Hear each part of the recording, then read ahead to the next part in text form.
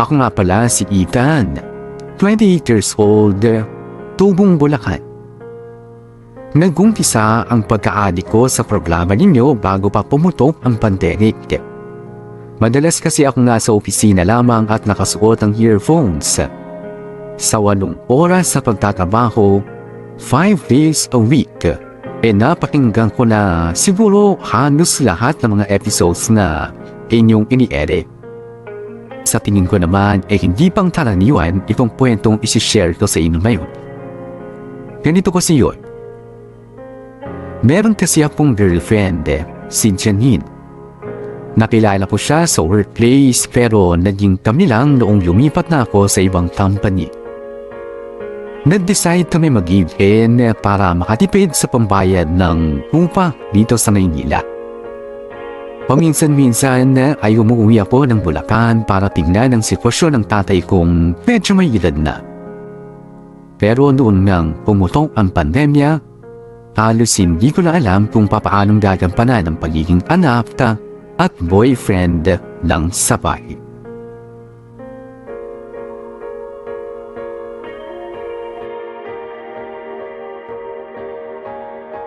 Paano yung nangyari pa? Di ba kapadala ko lang ng pera sa inyo last week? Hindi ko nga rin alam kung sino tumira ng wallet ko Nilabag ko lang naman dito sa ibabaw ng TV kahapon. Wala bang ibang nakakapasok dyan sa bahay? Hindi ko alam. Alam mo naman dito sa lugar natin dikit-dikit ang bahay. Malay ko ba kung may nakasalisi na pala? Paano yan? Hindi wala kayong panggastos. May natitira pa dun sa ayuda na binigay ng barangay. Sus, ano namang mapapala nyo sa ayuda na puro delata at noodles? Pwede naman sigurong pagtsagaan. Papadalan ko na lang kayo ulit ng pera. Pero siguraduhin nyo itatabi nyo na maayos ha. Sige anak. Kaso bukas pa yung remittance ngayon. Di ba kababalik lang ng ECQ? Ay, oo nga pala. Paano kaya to? Wala ba kayong online bank? Ano ba yung online bank na yun? Hindi naman ako marunong sa mga ganyan Alam mo namang dikipad lang tong cellphone ko. Sige. May kisuyo na lang ako kay Chard. Baka pwedeng sa kanya ko na lang ipadaan. Okay, sige anak. Balitaan mo na lang ako ha. Sige pa, tawag ako ulit.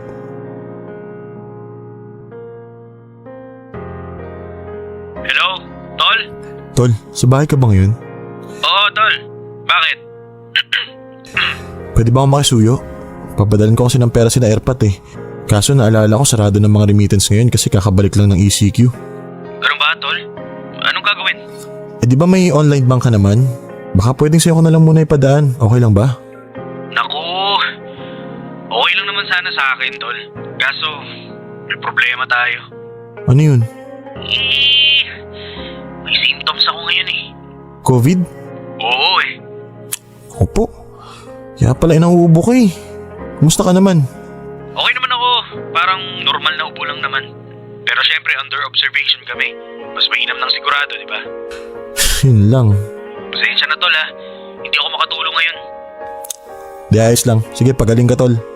Salamat. Paano yung airpot mo pala? Uwi na lang siguro ako bukas. May quarantine pass naman ako Sige. Ingat, Tol. Bawi ako next time Pasensya na talaga. Wala yun tol. Salamat pa rin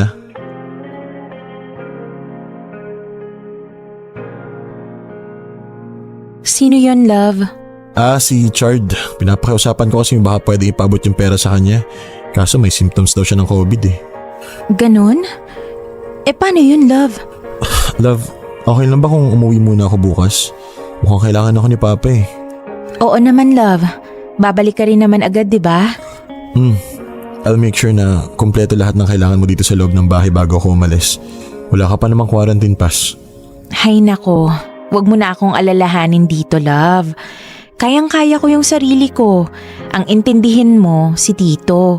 Kasi may edad na yun kaya kailangan niya ng makakasama doon.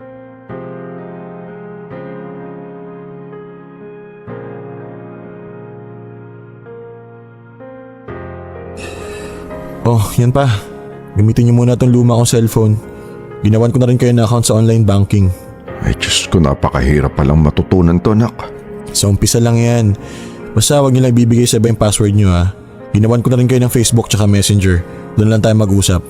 Para hindi na kayo mag-load palagi. May wifi naman dito sa bahay Sige nak, salamat ha. Kumusta ba kayo ni Janine doon? Di ba mahigpit ang quarantine sa inyo? Medyo mahigpit din pa. Isa lang sa amin ang binigyan ng quarantine pass. Si Janine nakakapag-work from home naman. Ako kailangan talaga sa office eh. Ngayon lang hindi makapasok kasi nga ECQ. Sige anak. Kayang-kaya ko naman ng sarili ko dito. Marami naman ako malalapitan dito kapag kailangan ko ng tulong. Basta balikan mo na yung trabaho mo sa Manila at bibihira na lang kami napangahawa ka ng trabaho ngayon. Oo nga po eh. Kaya natsagayin ko na muna. Lilipas din naman siguro tong pandemic na to. Basta yung billing ko sa inyo pa ha. Wag nyo ibibigay kahit kanino yung password ninyo. Oo nak, di bale. Pag may tanong ako tungkol sa mga online na to, tatawag na lang ako sa'yo. Sige po, kailangan ko na rin agad lumuwas. Naghihintay sa akin si Janine eh. Chat na lang po kayo kaya tawag pag may kailangan kayo. Wala akong kapatid at matagal nang hiwalay ang mga magulang ko. Wala ding kamag-anak si Papa sa Bulacan dahil nasa probinsya ang mga kapatid niya. Kaya naman walang ibang pwedeng mag-alaga sa kanya kundi ako lamang. Mabuti na lang at malakas pa siya kahit papaano, kaya naiiwan ko siya ng matagal sa bahay. Pero naging malaking problema talaga nung lockdown dahil dumalang ang pag-uwi-uwi ko sa Bulacan. Mabuti na lang at nauso na nga ang internet kaya nakagawa ako ng paraan para mapadalhan siya ng pera kahit nakatakot-takot na community quarantine ang ilang beses na ipinatupad noon. Noong unti-unti nang nasanay ang mga kumpanya sa work from home setup ay pinayagan na rin akong makapagtrabaho sa bahay. Naghanap na kami ni Janine ng murang apartment na malapit kay Papa. Hindi ko na problema ang pagpapadala ng pera at pagbabantay sa kanya dahil isang sakay ng jeep na lang at konting lakad ay mapupuntahan ko na siya sa bahay. Hindi na rin ako masyadong nako-compromise o hindi na rin masyado nakokompormiso ang quality time namin ng girlfriend ko. Ang problema na lang ay merong isang malaking pagsubok na dumating sa aming dalawa.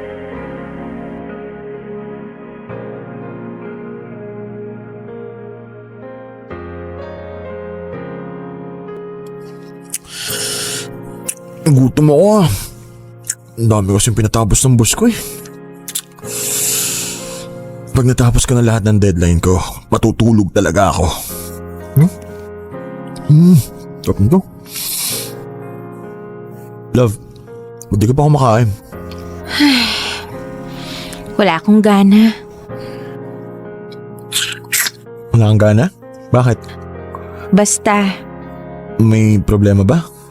tuwing kailan nga ulit yung schedule ng work on-site mo? Tuesday, Thursday. Bakit? Pero pumupunta ka rin pag weekends.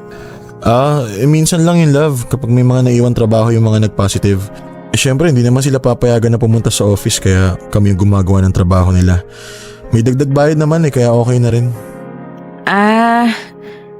Sigurado ka bang work talaga yung pinupuntahan mo? Oo naman, bakit?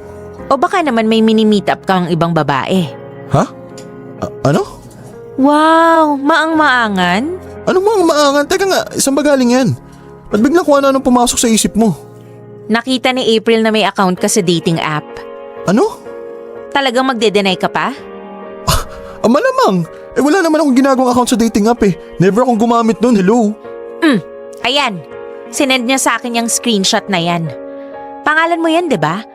Picture mo yan, di ba? Pati birthday at address mo, saktong-sakto. Ngayon, sabihin mo sa akin, hindi ikaw yan. Hindi ako to. Ba't naman ako gagawa ng account sa dating app? Taken na ako. So, sino? Ako? Gagawin kita ng account para awayin ka, ganon? Love naman, wala naman akong sinabing ganun. Ang sa akin lang, maniwala ka naman sana na hindi ako yung may gawa niyan. Ewan ko sa'yo. Saka na tayo mag-usap kapag handa ka nang umamin sa ginawa mo. Excuse me, matutulog na lang ako. Teka lang naman, love! Love!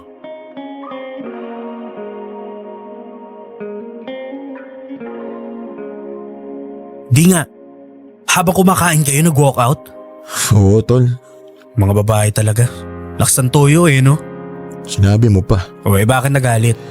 Nakita daw kasi ng friend niya na may account ako sa dating app. May screenshot pa nga eh. Oh, nangyari sa'yo? Wala. Nasabid lang sa sarili kong laway. Oo, tapos anong sabi mo? Hindi syempre sinabi ko na hindi ako yun. Gusto ba naman yung mangyari umamin ako? Pero hindi ikaw ang may gawa ng account na yun. Hindi, ano ako tanga? May girlfriend na ako, gagawa pa ako ng account sa mga ganyan. Alam mo, pag nalaman ko lang kung sinong gumawa ng fake account na yun, ingungudgud ko talaga sa imbornal yung pagmumukha niya.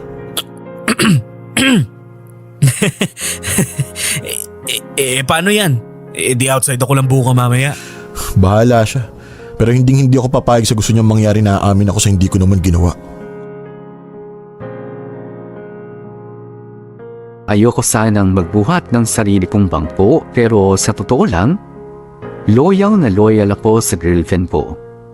Hindi ako nagkaka-interes sa ibang babae. Oo, paminsan-minsan nagagandahan pa rin sa iba pero not to the point na maghahanap pa ako ng idadagdag o ipapalit kay Janine. Kaya naman laking gulat ko noong sinabi sa akin ni Janine na may nakakita sa akin sa isang kilalang dating app. At kahit anong paliwanag ko, ayaw maniwala ni Janine na hindi ako may hawak ng account na yon. Nagpalipas muna ako ng isang gabi na hindi kasama si Janine pero kinabukasan na agad akong pumunta sa apartment namin at ipiniliwanag ng mabuti na wala akong kaalam-alam tungkol sa account na nakita ng kaibigan niya.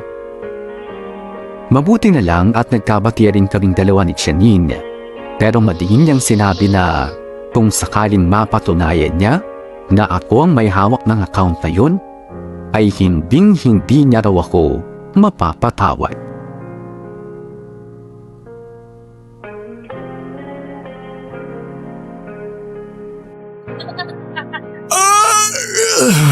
Di na lang matatapos na ako.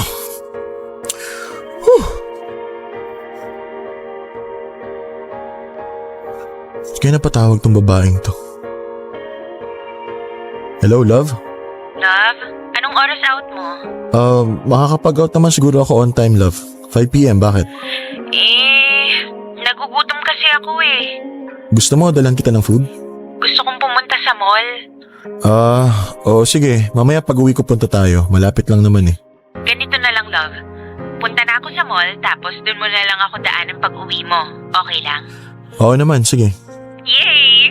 Okay, magbibihis na ako. Okay, love. See you. Cute talaga na ito.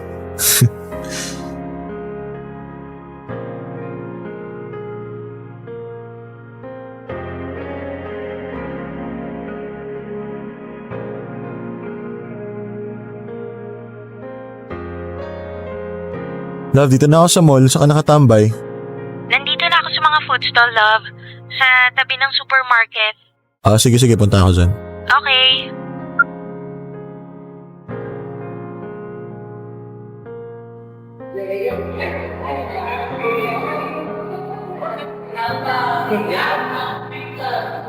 Uy, Chard! Tol! Pauwi na? Oo, daan ako lang saglit si Janine. Nag-crave yata sa kung ano sabi magkita daw kami dito. Huy! Baka naman naglilihi na si Janine. Hindi ko rin alam, tol. Pero lagi naman nag-crave sa kung ano-ano yun eh. Ganun ba? Ikaw ba, pauwi ka na? Oo. Bumili lang saglit ng pang-repair dun sa lababo sa bahay. Pareho pa talaga tayo naka-blue Oo nga eh. O sige na, tol. Enjoy sa lakad Sige, ingat.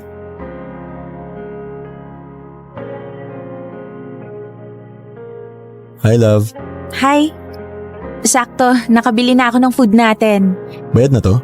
Hindi pa, love. Wala silang panukli sa pera ko eh. Sige, ako na lang magbabayad. Wait, love. Oh, bakit? Bantayan mo muna to, please. Ihing-ihi na kasi ako eh. Sige, go. Mag-CR ka na. Ako na muna magbabantay dito. Okay. Ay, makapag-games nga muna habang naghihintay. Ethan, right? Yes? Sino ka? Ako to, si Rika. Rika? Yes, yung kachat mo. Kachat? Sa dating app. Di ba usapan natin magkikita tayo dito? Kanina pa nga kita hinahanap eh. Nako, miss. Sorry, hindi ako yung kachat mo sa dating app. Nagkakamali ka lang. No, I'm sure it's you. Ikaw yung nasa picture eh. Love? Sino yung kausap mo? Loves, si ano daw, ano nga ulit pangalan mo? Rika. Rika daw, love. Love? So, may girlfriend ka? Oo. Ako yung girlfriend niya. Bakit? Just My God. It's just another case na naman pala ng lalaking hindi makontento. Ano? Anong ibig mong sabihin? Yung boyfriend mo, nasa dating app. And we agreed to meet here. No, Anong no? Gusto mo ipakita ko yung convo natin? Sabi mo pa nga, naka-blue na polo shirt ka eh. love, hindi ako yun. Malamang yung fake account na naman yun. What a coincidence naman pala yung fake account na yun, di ba? Sabi na nga ba eh. Nagsisinungaling ka lang last time. Love naman, ba't naman ako magsisinungaling sa'yo? At saka makikipag-meet ako sa'yo, bakit dito pa? Alam ko nandito ka. Tama na kakapalusot mo, Ethan. Huling-huli ka na eh. Hindi nga ako yung may hawak ng account na yun, bakit ba ayaw mo maniwala? Ah, so ikaw pa yung may ganang magtaas ng boses. Hindi, nabigla lang ako, nagpapaliwanag lang ako. Totoo nga yung sinabi nila. Kung sino pa yung may kasalanan, siya pa yung madalas ang galit. Excuse me. Teka lang, love, saan ka pupunta? Love, sandali lang, hintay mo ako. Sir, excuse me po hindi pa po bayad yung order niyo eh. Wait lang kuya, punta ko lang girlfriend ko, babalik ako, promise. Ako sir, pasensya na Hindi po pwede eh. Malilintikan po ako niyan. Teka, saan na ba yung wallet ko? Bad trip. Nadala niyo yung wallet ko. Miss naman. Well deserved. Bye.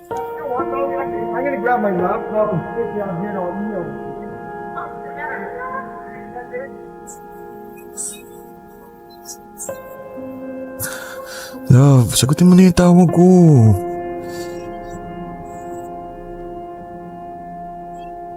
The number you have dialed is now unattended. Please try your call later. Ay, sagutin yung tawag ko. Paano kaya to? Ethan, anak, ano nangyayari? Bakit parang tarantang-taranta ka? Pa? Buti naman dumating ka na. May pera ka ba ngayon? Meron. Bakit? Pakibayaran mo na yung nakuha namin. Habulin ko na si Janine. Ha? Bakit? Mamaya ako na sasabihin. Iwan ko muna kayo Oo, sige. Bilisan mo at nang maabutan mo.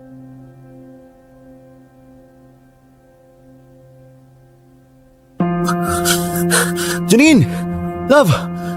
Love, hintayin mo naman ako. Bakit ba sinundan mo pa ako? Ano, hindi mo man ba ako kakausapin? Wala akong ganang makipag-usap sa sinungaling. Akala ko ba hindi ikaw yung may hawak ng account na yun? Hindi nga. Eh bakit ka nakikipag-meet? Tinapat mo ba talaga na nandun ako ha? Yun na nga eh. Maglolo ko na lang ako, tatapat ko pa na nandun ka? Hindi mo ba naisip yun? Magulong isip ko ngayon. Huwag mo muna akong kausapin. Mukha nga. Mukhang magulo nga rin yung isip mo eh. Mas pinaniniwala mo pa yung babaeng hindi mo kilala kaysa sa akin. Magulo pala isip ko eh. Bakit hinabol mo pa ako? O sana nga hindi na lang eh. Sana hindi na lang kita hinabol. Nagmukha lang akong tanga dito sa mall. Ang dami nakatingin oh. Alam mo, kung ayaw mo talaga maniwala sa akin, bahala ka. Sa totoo lang Janine, disappointed ako eh. Hindi ako makapaniwalang ganun kalit ang tiwala mo sa akin. Na mas naniniwala ka pa sa taong hindi mo kilala kaysa sa akin na matagal mo na nakakasama.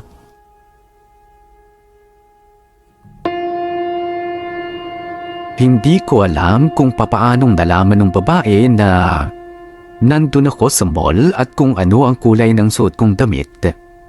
Sa buong buhay ko kahit kailan, hindi ako gumamit ng dating app o nakipaglandian online. At mas lalong hindi ko gagawin yun habang committed ako sa isang relationship. Pakiramdam ko tuloy para akong pinaglaruan. Parang may isang taong nananadya na gawin ang lahat ng ito. Kung ano man ang intensyon niya, yun ang hindi malinaw sa akin. Pero alam niyo ba kung saan ako mas nagulat? Walang iba kundi sa naging reaksyon ni Janine. Matagal-tagal na rin kaming in a relationship ni Janine kaya sigurado kung alam niya kung gaano ako katapat sa kanya. Alam niyang hindi ako mapaglaro pagdating sa pag-ibig. Kaya ang sakit para sa akin na malaman na ganun pala kaliit yung tiwala niya na ibinibigay sa akin.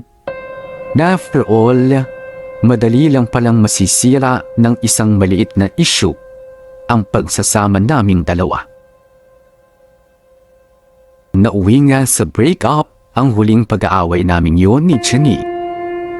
Pareho na rin kasi kaming nasasaktan. Nasaktan siya sa maling akala at ako naman nasaktan sa reaksyon na ipinakita niya at sa lahat ng naging pagtrato niya sa akin. Ramdam ko naman na alam niyang nagsasabi ako ng totoo, pero dahil na lang din siguro sa pride, ay hindi inalam o hindi maamin ni Janine na nagkamali siya. Mas lalo namang hindi ako aamin sa isang kasalanan na hindi ko naman talaga ginawa.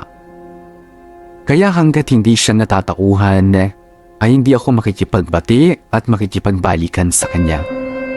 Habang nag-aalala ako sa estado ng relasyon namin ni Janine, ay hindi ko na rin mapigilan ang sarili kong mapaisip kung sino ang may hawak ng peking account na yon sa dating app. At kung bakit alam niya ang mga tungkol sa akin, lalong-lalo na nga ang lokasyon ko. Gusto kong malaman kung papaano niya nakuha ang mga impormasyon ko at kung ano ang pakay niya sa paggamit nun. Gusto kong mahuli kung sino man siya.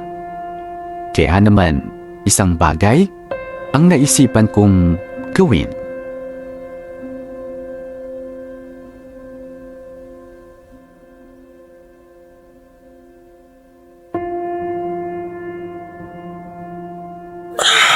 Tagal naman nun, kanina pa ako dito eh.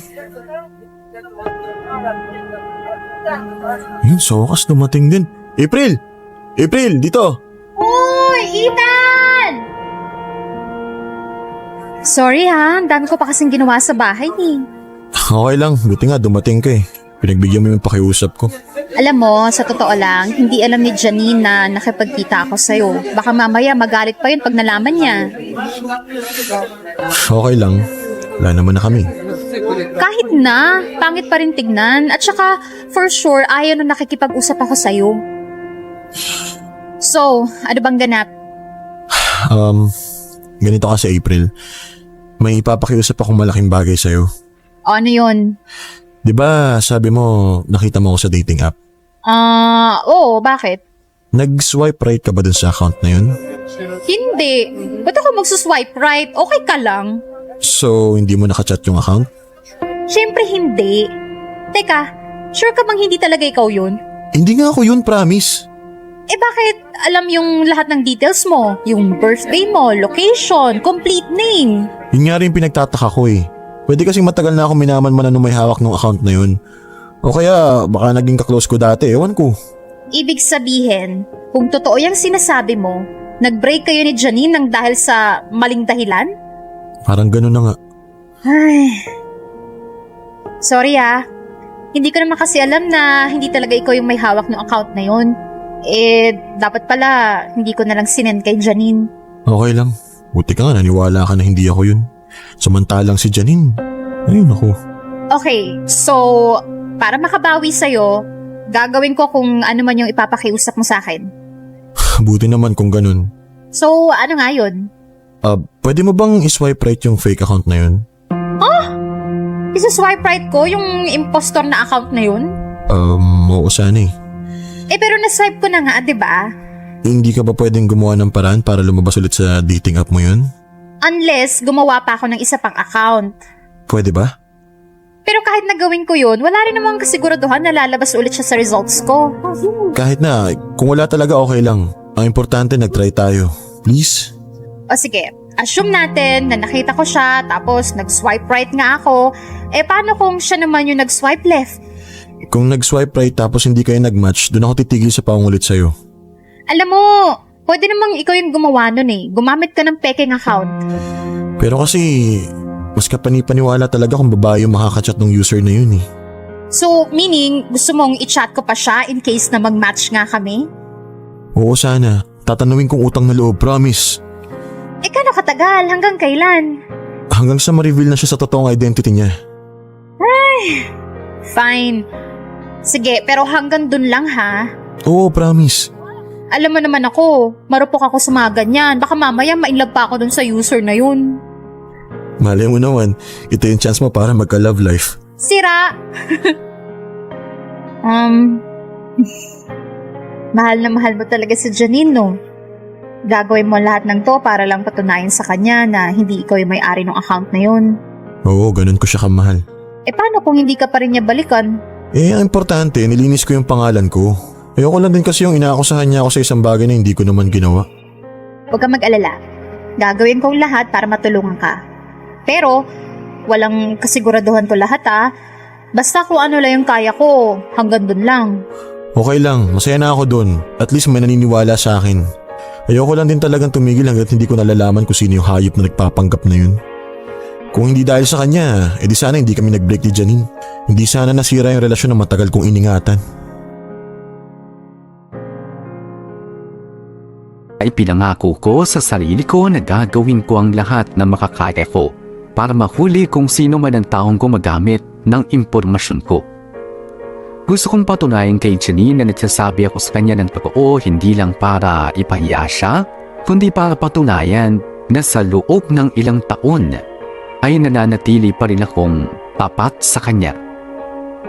Mabuti na lang din at may taong naniniwala sa akin. At yun ay walang iba kundi ang kaibigan niyang si April. Ang taong unang nakakita ng peking account ko sa dating app. Gumawa ng panibagong account si April sa dating app at pagkalipas lang ng ilang araw na pagsiswipe ay nakita niya rin yung peking account na nagpapanggap na ako. Nag-match sila at nag-usap ng matagal sa chat. Ang sabi niya maayos naman daw kausap ang may hawak ng account na yon, kaya sinakyan niya na lang yung mahabang convo. Hanggang sa naintriga na rin siya kung sino nga ang nasa likod ng account. Nagpatuloy ang peking connection nila hanggang sa dumating na ang araw na pinakahihintay ko. At yun ay ang pagpayad ng peking user sa isang meet-up.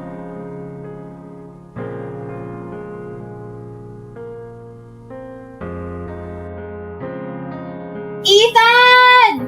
April! Ano, ready ka na? Oo, ready na ako. Okay, let's do this. Hulihin na natin yung mokong na yun. Talagang nagpaganda ka pa Syempre naman. Panindigan na natin yung paghihigante, di ba? Salamat Hanggang dito sinamahan mo talaga ako. Wala yun. Para sa'yo to, tsaka sa best friend ko. Alam ko naman na love niyo yung isa't isa. Alam mo, Ethan, sinabi ko kay Janine yung tungkol dito. Sinabi mo? Ang alin? Na tinutulungan kitang mahuli yung gunggong na gumagamit ng profile mo. Ano sabi niya? Wala. Sabi niya lang, i-update ko daw siya kung ano yung magiging resulta. Naniniwala na ba siya na hindi ako yun? Parang. Alam mo, sa tingin ko, hindi mo naman na kailangan patunayan sa kanya yun Kailangan nyo lang mag-usap na dalawa. Salamat Kahit pa paano, pinagaan mo yung loob ko. Pero sa ngayon, gusto ko lang talaga munang mahuli kung sino man tong impostor na to Ayaw nga pala. May mission nga pala tayo. Akala ko magpapayuhan na lang tayo dito So, anong update sa kachat mo? Ang usapan namin, doon kami magmi-meet sa coffee shop. So, ganito game plan natin. Makikipag-meet muna ako sa kanya, tapos kapag nasa table na kami at medyo gumanda yung usapan, magsi-CR ako at tatawagan kita. Saka ka na pupunta, okay? Okay, game. Game.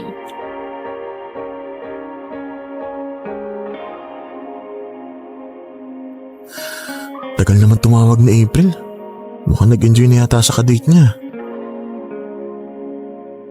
Ayun, sa wakas. Hello, April? Akala ko di ka natatawag Sorry naman, nahirapan ako magpaalam mag-CR Baka kasi magalit yung kausap ko. So ano, kilala mo ba siya? Hindi pero feeling ko magugulat ka. Bakit naman? Basta pumunta ka na lang dito. Ngayon na? Oo, 5 minutes. Hintayin mo lang ako makabalik sa table. Oo, sige.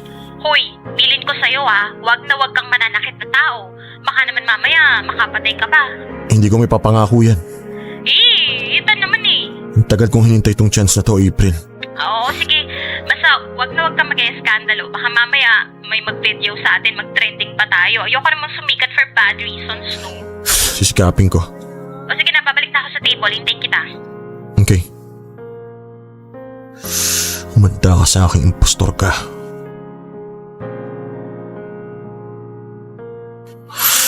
Saan kaya nakaupo yun?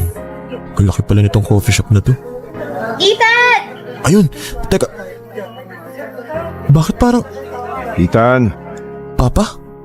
Anong ginagawa niya rito? Papa mo? Oo, magkakilala kayo? kaibigan siya ni Janine. Kayo, paano kayo nagkakilala? Ethan, siya yung... Kayo yung manlulokong gumagamit ng picture at pangalan ko sa dating app? Nagulat nga rin ako na may edad na pala yung kachat ko. Pero hindi ko naman inakalang papa mo pala. Ethan, anak, magpapaliwanag ako. Bakit? Anong trip nyo? Excuse me, maiwan ko muna kayo ha. So pangilan na to? Pangilan babae na yung nakamit up ninyo sa dating app na yan nagamit yung picture ko? Anak, sa totoo lang, sa April yung una. Talaga? Paano ko maniniwala sa inyo? Wala rin namang nagtatagal sa mga nakausap ko Kasi nga hindi ako nagpapakilala.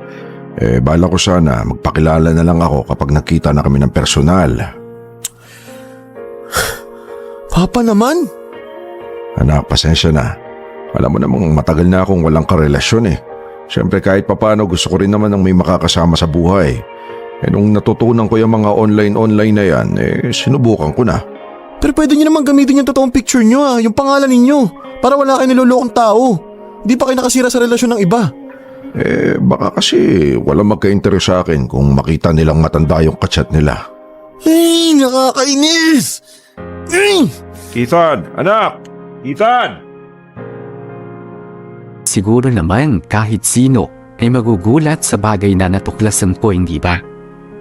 Sino mag-aakala na ang taong nasa likod pala ng peking account na yun ay walang iba kundi ang sarili kong ama? Sa totoo lang, natutuwa akong malaman na unti-unti na siyang natututo sa paggamit ng makabagong teknolohiya tulad ng cellphone at iba pang mga gadget. Pero hindi ko naman inakala na hantong sa ganito ang lahat. Alam ko rin namang wala siyang masamang intensyon at gusto niya lang din na makahanap ng makikilala sa internet gaya ng mga kwentong naririnig niya sa ibang tao. Pero nangyari na ang nangyari. At wala na akong magagawa pa kundi ang turuan na lamang siya ng responsableng paggamit ng cellphone at ng internet. Nahiya na rin akong sabihin kay Janine ang totoo. Paano ko nga naman kasi sasabihin sa kanya na si Papa ang nasa likod ng peking account? At isa pa, sigurado naman akong ikikwento sa kanya ni April ang mga nangyari. Ipapabaya ko na lamang sa kanya ang desisyon. Kung makikipag-ayos ba siya sa akin o hindi, lalong-lalo na. At saka, nakakasiguro din naman ako na kahit hindi ko patunayan kay Janine, ay alam niyang hindi ko siya magagawang lukohin.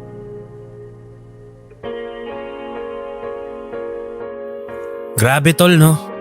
Hindi pa rin ako makapaniwala hanggang ngayon.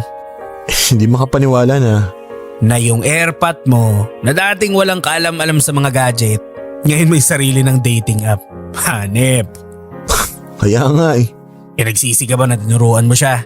Hindi naman kasi mas convenient na rin Mas napadali yung communication tsaka pagpapadala ng mga kailangan.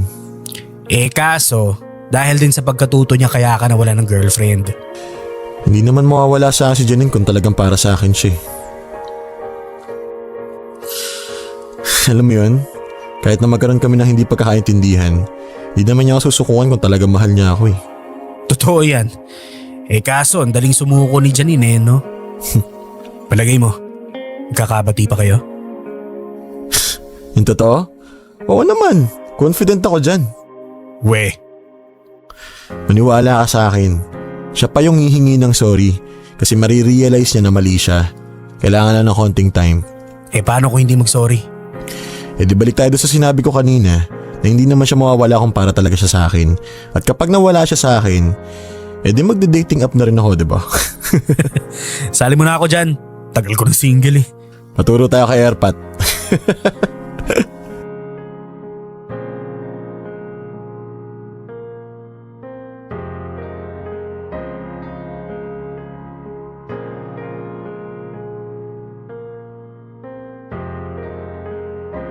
Parang may bisita si Papa. Nakabukas lahat ng ilaw sa sala. Hindi kaya mainuwi ng babae to? Pa? Ba't nakabukas lahat ng ilaw? Gabi na. Hi. April? Kumusta? Ginagawa mo dito? Huwag mo sabihin sineryoso mo yung pagchat ninyo ni Papa. Sira, may sinamahan lang ako. Sino?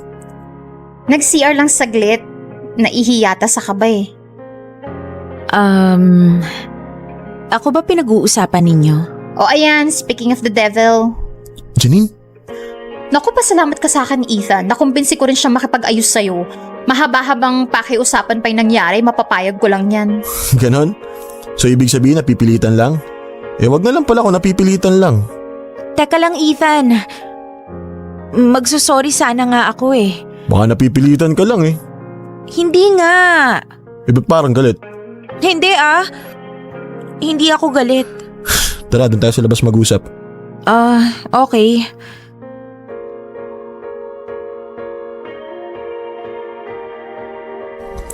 Himala, sorry ka? Na-realize ko kasi na ako naman talaga yung mali. Ang liit ng tiwala ko sa'yo. Tapos, hindi ko pa pinakinggan yung side mo. Mas naniwala ka pa sa taong hindi mo kakilala. Mas naniwala ako sa taong hindi ko kilala. At iniisip mo na kaya kong saktan at lokohin ka. At inisip ko na kaya mo akong saktan at… Teka, pinapamukha mo ba sa akin yung mali ko? Yep, tandaan. Ikaw ang nagsusorry dito. Okay, fine. Ako na yung mali. Sorry. Sana mapatawad mo ko. At saka… Sana bumalik na tayo sa dati. Bakit ka natatawa dyan? Wala. Tama kasi yung hinala ko eh. Na ikaw yung magsusorry. Hindi ako nagkamali. Mahal mo nga ako. Sus, kilig naman tumbong mo. Medyo. So, bati na tayo? Okay, sige. Tinatanggap ko na yung sorry mo. Baka umiyak ka pa eh. Hirap mo pa naman patahanin. Tara na sa loob. Ipapakilala kita doon sa impostor na gumamit ng account ko. Kilala ko na. Umamin na sa akin. Ayun, buti naman. Salamat, Janina. Salamat at bumalik ka.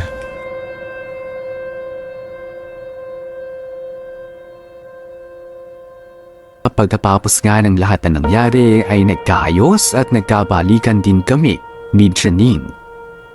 Aminado naman siyang pinangunahan lamang siya ng pagkapraning at kaunting pride kaya ganun ang naging reaksyon niya. Alam kong sincere siya sa paghingi ng tawad at ginagawa niya rin naman ang lahat para makabawi nga sa akin. Si Papa naman, nagkaroon na rin kahit papaano ng kumpiyansa para gamitin ang sarili niyang identity sa internet.